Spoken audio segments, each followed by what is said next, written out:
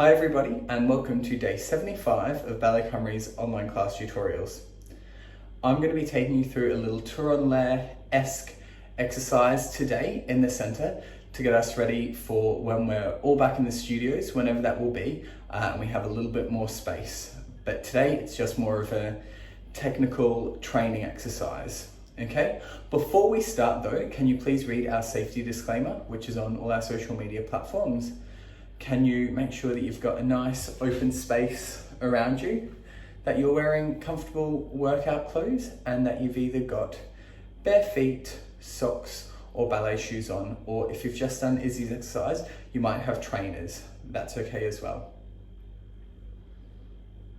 I'm going to get straight into it, okay? So we're going to start in fifth position, and all the exercise consists of is a chape sautes to second, and then we're going to change our direction.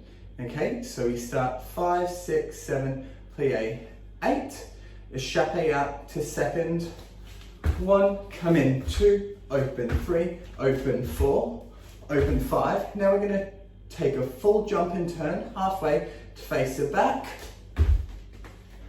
One more, then closing with our left foot. And we just repeat that. We go 1 and 2, 3 and 4, 5, 6, 7, 8. While you do the exercise, some things I'd like you to think about are pointing your toes, because we have to point our toes in every jump. I'd like you to really think about getting your heels down in your fifth positions when you close in. Knees over toes, like always. And then keeping your body in one piece when you do the half turns, okay? Don't let your arms and body get separated, okay? And you do that by keeping your core strong, keeping your arms anchored, and also spotting and focusing on which direction you're going, okay? I'm gonna get some music. Let's have some fun. 6, 7, 8. 1.